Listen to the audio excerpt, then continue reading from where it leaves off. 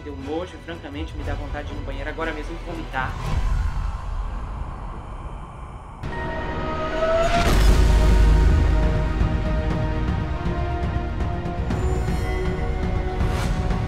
Ei pessoal, bem-vindos a esse canal, eu sou Gustavo Negreiro, seu psicanalista favorito, e hoje estamos em mais um episódio da série Na Mira.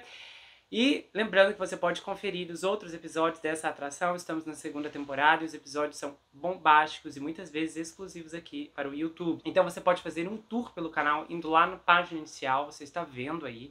É muito fácil de achar as playlists das outras atrações, Gustavo Report, mas especificamente dessa aqui, onde você vai conferir vários casos. Então não deixe de conferir nossas histórias, principalmente a história da armadilha do caminhão de sorvete. Essa história é muito forte, é muito comovente também, eu tenho certeza que você vai gostar, e eu vou deixar um link para esse episódio fixado no primeiro comentário. E nós vamos começar essa história agora. Cynthia Lynn Knox conheceu Harold Layerla em uma corrida de motocross. Ele era um entusiasta do motocross desde os 10 ou 11 anos de idade, tinha 3 irmãos e estava competindo em um evento em algum lugar da Califórnia, enquanto a Cynthia assistia do lado de fora.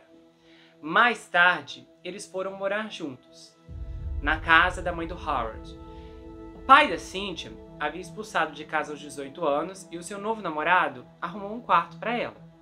Mais tarde, eles se mudaram para um complexo de apartamentos em Tucson, onde a Cynthia chamou a atenção de um empresário muito mais velho, enquanto ela estava deitada à beira da piscina. Esse empresário era 16 anos mais velho do que ela, John Litchfield, e ele a cortejou com flores e promessas de uma carreira de atriz modelo. Ele também comprou para ela um novo e chamativo Corvette e um apartamento alugado perto de seu rancho. O John contratou a Cynthia para limpar sua casa em 1986. E então eles tiveram um caso. O Harold era um homem trabalhador e honesto, mas ele acreditava no que queria acreditar sobre o relacionamento da Cynthia com o John. No começo, ele tentou visualizar que aquilo era apenas negócios. Mas com o passar do tempo, ele começou a sacar que ela estava tendo um caso com um homem. Então um dia o Harold disse: "Você escolhe, ou eu ou ele." E ela escolheu o Harold. Apesar da sua agitação romântica, o Harold e a Cynthia se casaram em Las Vegas em julho de 1987. E a filha, a Keja, nasceu 9 meses depois. Todo mundo tentou contar ao Howard que aquele casamento com ela era uma furada, mas ele não quis ouvir. E a mãe dele tentou contar a ele e também a todos os amigos dele. Mas o Harold tentou fazer aquilo ali dar certo. E a Cynthia era uma mulher que gostava de dinheiro e também de posses. E ele era apenas um maquinista, mas conseguiu comprar um barco para ela. E chegou um ponto em que o Harold estava tão esgotado, apenas tentando agradá-la, que a certa altura eles voltaram a morar com a mãe dele, a Marilyn Marks. Enquanto isso, eles economizavam para poder comprar uma casa em outra cidade. Só que a Marilyn só tolerava a Cynthia, a quem uma vez acabou flagrando em um armário conversando secretamente ao telefone com John. A Marilyn avisou ao Harold que a sua esposa era desonesta, mas infelizmente isso não convenceu a deixar o romance ruim. John então garantiu a Cynthia que ela seria famosa e até tirou fotos instantâneas da jovem loira de biquíni. Quando a Cynthia se mudou para a casa da mãe do Harold, ela levou uma foto ampliada dela mesma modelando o maiô. E era uma fotografia enorme, como uma espécie de pintura. E ficava pendurado lá no quarto do Harold. E a Marilyn percebia que a Cynthia agia como se merecesse o melhor do mundo. Mas o fato é que ela não trabalhou um dia sequer em sua vida para absolutamente nada. E o John, o amante, tinha ciúmes do Harold e jogava ovos em seu carro, colocava açúcar em seu tanque de gasolina. E o Harold a amava tanto e queria tanto uma família que ele acreditou quando a Cynthia lhe disse: "Eu não estou tendo um caso. o John está apenas tentando me ajudar com a minha carreira de modelo. E enquanto isso ele continuou com aquele pensamento de que tudo que ele queria era um lar harmonioso. Então ele comprou para Cynthia uma casa móvel em Lowbrook, mas tudo o que ele fazia não era bom o suficiente. E ela sempre dizia ao Harold: eu vou ficar onde estão os ricos. À medida que os problemas continuavam, a Cynthia e o Harold se separaram meses após o nascimento da sua filha, em abril de 1988. A Cynthia e o bebê Kaja foram morar com o John, que era um investidor endinheirado com um rancho em Agora Hills, e o Harold ficou na residência em Lompoc. Então, em novembro de 1988, o Harold foi encontrado sem vida, aos 29 anos. O Harold tinha um amigo chamado Kennedy, e eles se encontraram às 6 horas da manhã do dia 21 de novembro para uma partida de golfe, algum tempo antes do crime. E o Kennedy contou que o Harold confidenciou a ele sobre o John ter ameaçado tirar sua vida. Infelizmente, naquele dia, o John foi golpeado até o último suspiro. Especificamente, ele levou um golpe fatal nas costas com um objeto cortante. E, infelizmente, esse golpe perfurou seu fígado, o diafragma, antes de atingir seu coração. E o Harold só foi encontrado 2 dias depois porque a Cynthia ligou para um amigo dele, pedindo que verificasse o Harold. E então, rapidamente, os investigadores pegaram o culpado, um homem chamado Victor Biria. Depois que encontraram o objeto cortante na cozinha, ensanguentado, com uma única impressão digital. E o Victor, apesar de ser uma pessoa desconhecida para o Harold, não era para as circunstâncias, pois ele era um empreiteiro de paisagismo que trabalhava na propriedade do John. Quando os investigadores entrevistaram a Cynthia, ela parecia muito nervosa. Ao falar com ela na sala de entrevistas, o detetive apenas perguntou, sem mencionar o Victor, quem podia ser o bandido malvado e quem faria algo assim. Aí a Cynthia disse assim: então, tem um cara malvado trabalhando pro John, que ele parece meio malvado. Aí o paisagista foi condenado pelo que aconteceu com Harold em maio de 1989 e sentenciado a 56 anos de prisão. Mais tarde, ele revelaria que o John deu a ele $4.000 para tirar a vida do Harold, e que o John o convenceu que o Harold era um agressor. E aí, logo após o início do julgamento, o John pediu a Cynthia em casamento com um anel de diamante de $12.500 e eles se casaram. Aí a Cynthia desapareceu e evitou ser intimada para testemunhar no caso de homicídio do seu primeiro marido. Só que as coisas não param por aí, porque tudo acaba de ficar pior. 2 meses depois, o John e a Cynthia se divorciaram. E a filha da Cynthia, bebê, foi encontrada sem vida. A casaja, de apenas 15 meses de idade, se afogou em um lago raso na residência de seus avós maternos em Santa Bárbara, em julho de 89. Kirkland Gary, advogada da família da Cynthia, disse que a história é que a bebê abriu uma porta de correr e entrou no lago quando ninguém estava olhando. Só que a mãe do Harold, a Marilyn, acreditava que o que aconteceu com a sua neta não foi acidental. Aí, em 1990, Marilyn entrou com uma ação contra a Cynthia e o John e outras pessoas, alegando o falecimento injusto do seu filho e da sua neta. Uma queixa alterada acusou os réus de violação da lei de organizações influenciadas e corruptas, argumentando que eles conspiraram para tirar a vida do pai e da filha para pagamento de seguro de vida. E no total, esses cheques totalizaram $278.000. O processo também acusava a Cynthia e o John de alugar espaços de armazenamento com nomes falsos para esconder evidências incriminatórias,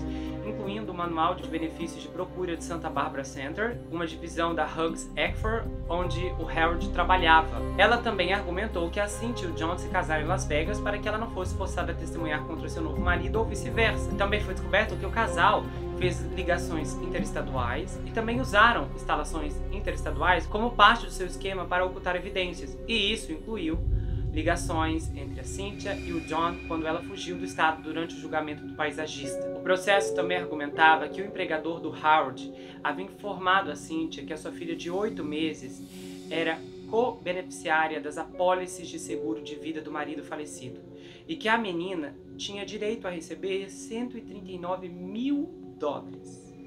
Surpreendentemente, a denúncia alega que a Cynthia tentou tirar a vida da própria filha 3 vezes após essa revelação. Em novembro de 88, a Cynthia administrou uma overdose de Advil na tentativa de tirar a vida da bebê.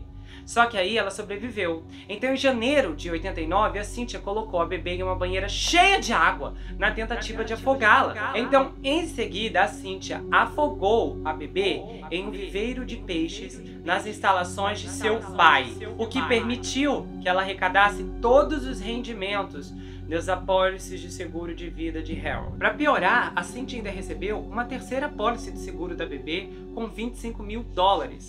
O processo também acusava a Cynthia de obter, de forma fraudulenta, benefícios de viuvez da administração de seguro social enquanto ela era casada com John, deturpando suas finanças e estado civil para obter empréstimos educacionais.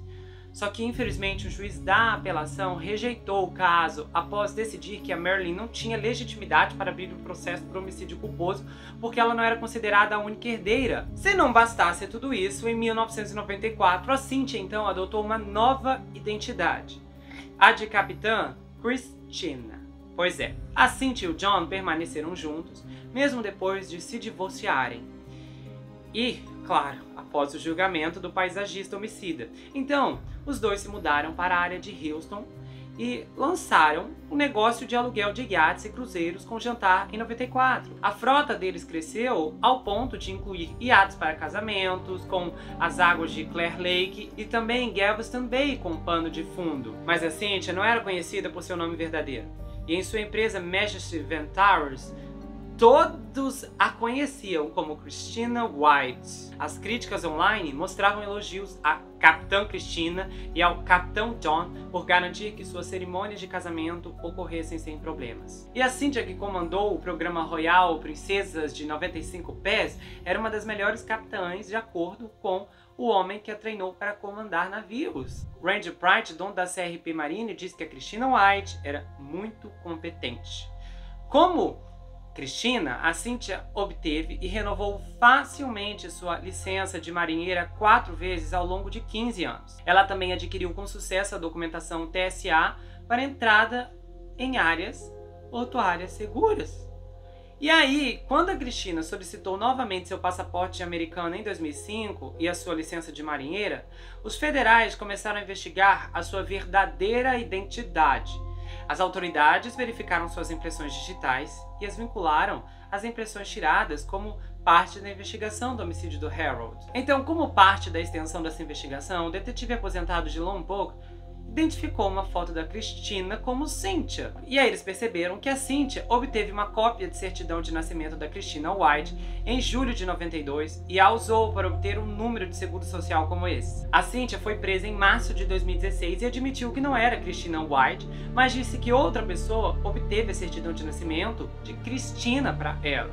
Naquele mesmo mês, ela se declarou culpada das acusações de fazer declarações falsas em um pedido de passaporte e roubo de identidade agravado. Aí, em julho, a Cynthia foi condenada a 12 meses pelo passaporte falso e 24 meses por roubo de identidade.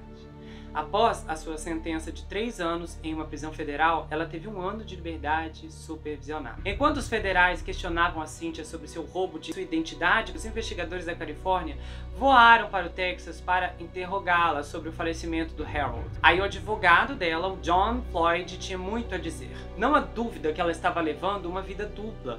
Ela mudou seu nome e sua identidade para fugir de uma situação realmente ruim na Califórnia. Eu acredito que ela foi tratada com muita seriedade pelo Ministério Público local em Houston, na tentativa de fazê-la cooperar de uma forma que ela simplesmente não poderia fazer. Quando repassávamos a história de seu marido e do crime que aconteceu com ele, ela foi às lágrimas. Quando as autoridades a questionaram sobre a sua filha, a pobre senhora desmoronou. Eu acho que ela sofreu muito com essas tragédias, isso junto com o estresse da investigação. E, infelizmente, a levou a fazer algo estúpido, no caso, roubar a identidade de um bebê. Parecia uma boa ideia na época, quando você podia se safar com esse tipo de coisa. Não havia internet, nenhum banco de dados verificava essas situações. É algo que ela viveu para se arrepender. Mas quando o advogado foi perguntado por que a Cynthia e o John se divorciaram logo após o julgamento, ele disse que o casal descobriu que não davam certo e que eles eram parceiros de negócios, mas não tinham ligações românticas. Aí, Ele disse que a Cynthia estava muito aliviada por tudo ter acabado e por poder começar de novo sem ter que olhar por cima do ombro o tempo todo. Ele falou assim: ela está apenas dedicada a completar esta frase e sair de lá o mais rápido possível para então seguir com sua vida e com sua verdadeira identidade e não ter medo de quem ela é. Mas infelizmente a família do Harold não aceita isso também. E a irmã dele disse: olha, ele era um bom garoto.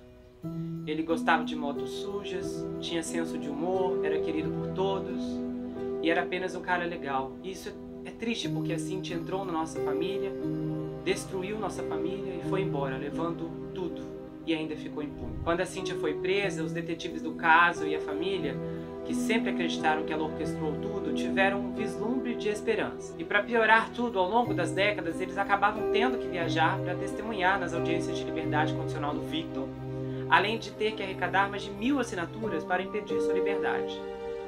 E a última vez que isso aconteceu foi em 2018. Então, em 2020, eles já estavam se preparando para a próxima rodada tortuosa, quando o Victor, de 71 anos, faleceu de causas naturais na prisão em maio, 2 meses antes da próxima audiência, que seria em julho. A sobrinha do Harold, filha da irmã dele, que lutou ao lado da mãe todos aqueles anos, disse: olha, minha mãe e eu estamos aliviadas por não precisarmos mais participar dessas audiências de liberdade condicional. Não teremos mais que enfrentar o dia em que o Victor puder ser libertado.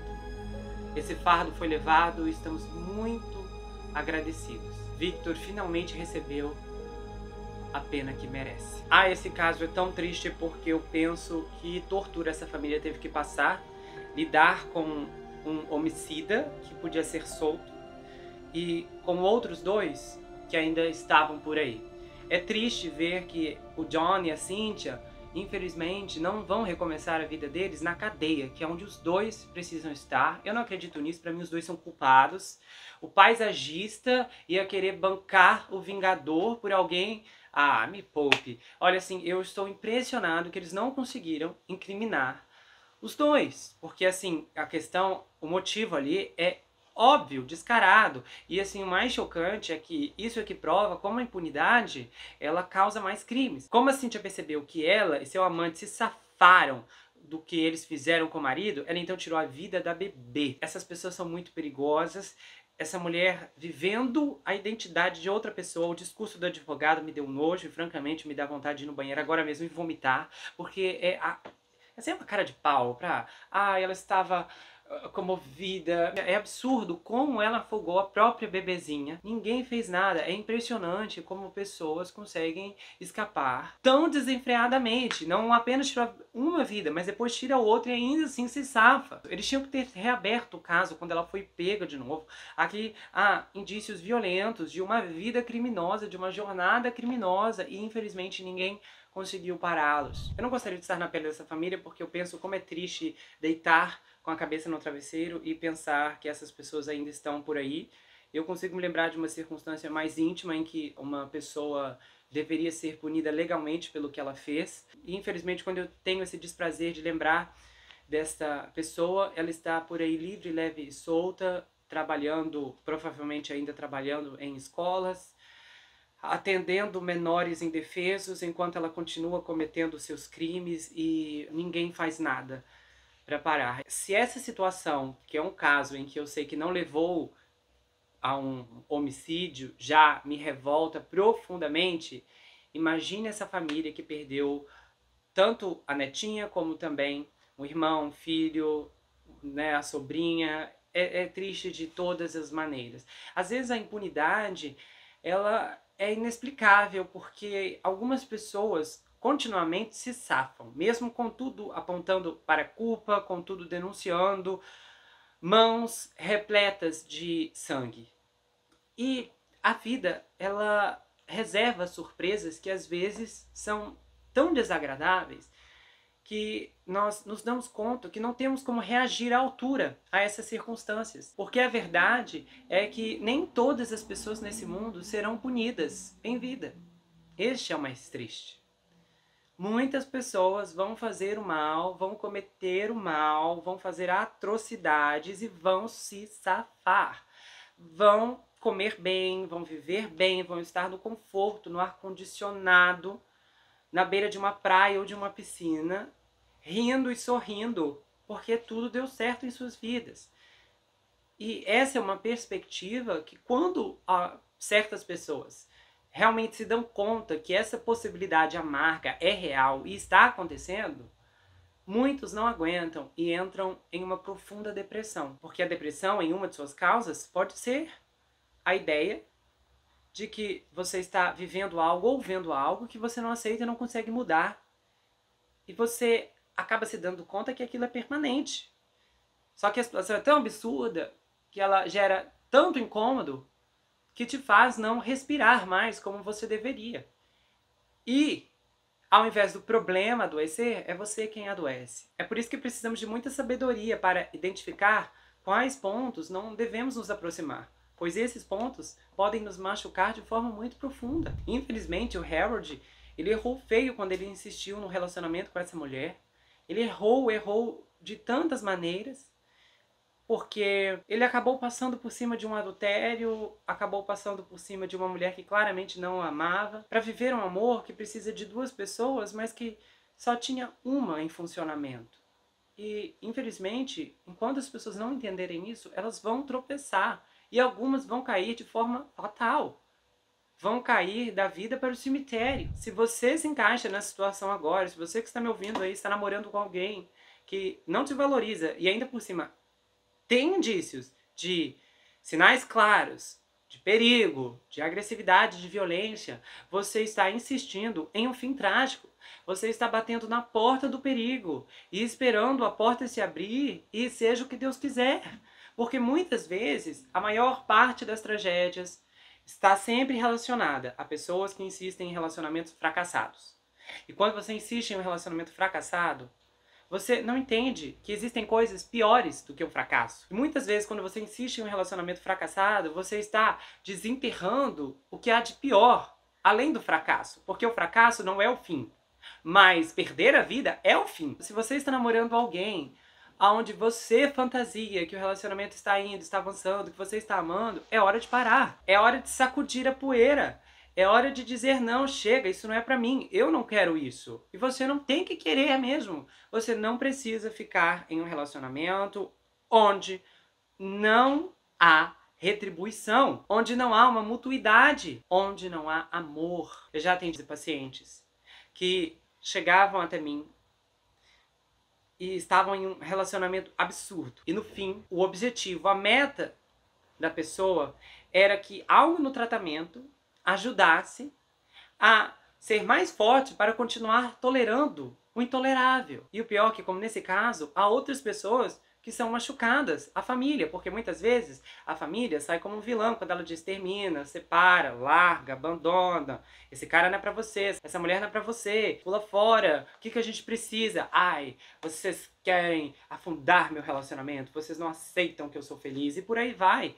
Pessoas que se voltam contra os parentes porque eles estão tentando alertar de um perigo iminente. Ah, mas você não conhece a nossa história de amor. Se não há um sentimento genuíno do outro lado ou um sentimento saudável, essa história vai terminar em desastre. Às vezes você está ouvindo um caso criminal hoje aqui e não faz ideia que você pode se tornar um caso criminal daqui a 2 semanas, um mês, um ano, se insistir nesse barco furado. É hora de acordar. Pare de ignorar os sinais. Pare de dar desculpas. Ai, mas eu vou lutar pelo meu relacionamento. Se a pessoa não te ama, não existe lutar. Você quer obrigar alguém a algo que a pessoa não quer. Porque se ela está com você, é apenas para tirar vantagem. Você tem alguma coisa que ela quer. Dinheiro, presença, status, eu não sei. E no fim, pessoas como Harold, infelizmente, vão terminar na vergonha ou no caixão. Porque os filhos são negligenciados, pessoas que não tinham o menor respeito próprio. E o pior, não viam o que estava acontecendo com menores, os filhos que estavam observando tudo aquilo. E, infelizmente, quando essas pessoas crescem, esses filhos crescem, não querem mais saber desses pais, ou então, principalmente, que é muito comum, de mulheres que ficam atrás de homens que não lhe dão nenhum valor, o garoto se revolta, ou a filha se revolta, não quer mais falar com o pai e com a mãe. Mas o que eu fiz para se revoltar comigo assim? Eu não sei. Eu não sei o que você fez, mas talvez você pode ter feito. você pode ter feito algo que o levou a chegar nessa situação. Seja como for, essas palavras não são para todos, mas são para você que está agora agindo como Harold, ignorando todo mundo e se concentrando apenas no que é irreal e no que existe apenas na sua cabeça. Se você gostou desse vídeo, inscreva-se no canal, ativa o sininho, compartilha, dá o seu like, passa esse vídeo adiante. Se você quiser saber mais sobre mim, adquira meu livro, Perfeito Estranho, já está disponível no meu site, você pode falar comigo pelo Instagram. Esse livro conta a história de um rapaz chamado Jack Wilber que se vê preso em uma terrível maldição hereditária, enquanto ele precisa enfrentar um serial killer que está escondido em sua própria casa. Esse livro tem mais reviravoltas do que você pode imaginar, ele vai autografado se você quiser, com marcadores e um pôster exclusivo. O envio acontece para qualquer lugar do Brasil, quase qualquer lugar do mundo também. E você pode me seguir pelo Instagram, Gustavo Vini Psicanalista. Eu tenho um canal no Telegram onde acontecem votações, bastidores, tem muita coisa exclusiva que vem à tona apenas por lá. E eu tenho um canal de cortes, onde as análises são recortadas, são exibidas ali e você pode encontrar muito material bacana. A gente se vê no próximo caso e não esqueça que aqui você sempre vai ter um amigo. Até mais, pessoal! Sabem pelo menos de quantas pessoas eu estou falando? Querem ver o número?